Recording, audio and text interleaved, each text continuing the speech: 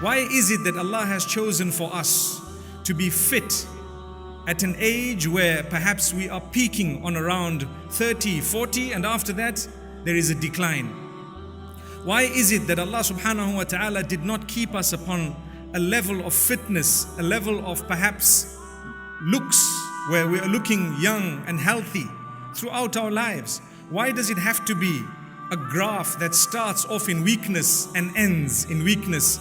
As Allah subhanahu wa ta'ala says, الله الذي خلقكم من ضعف ثم جعل من بعد ضعف قوة ثم جعل من بعد قوة ضعفا وشيبة. It is Allah who has created you in weakness. When you were initially born, when you came to this world, you were very weak. You were young, you depended on other human beings. Allah made you and gave you parents for a purpose. If He wanted, He could have created you in a way that you were already independent. You did not need anyone, but you needed someone to look after you from a very early age. And when you are in your peak, He wants you to look after the very people who looked after you when you were a little baby. And once again, when you grow older, He says, we grant people the peak, and after the peak of strength, they become weak again and they develop gray hair.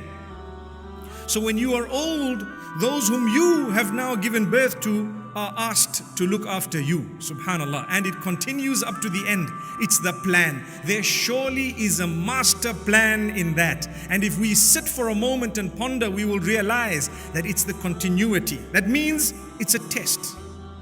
You will never ever perhaps agree with everything your parents do, even if they are non-Muslim, even if they are involved in something unacceptable. It does not stop you from being kind or decent or good to them. Like Allah subhanahu wa ta'ala says, وَإِن جَاهَدَاكَ عَلَىٰ أَن تُشْرِكَ بِي مَا لَيْسَ لَكَ بِهِ عِلْمٌ فَلَا تُطِعْهُمَا وَصَاحِبْهُمَا فِي الدُّنْيَا مَعْرُوفًا. If your parents are asking you or struggling, working against you in a way that they want you to associate partners with Allah or to sin and transgress against Allah subhanahu wa ta'ala, do not obey their command that happens to be against the command of Allah, but continue living in goodness and kindness with them in this world.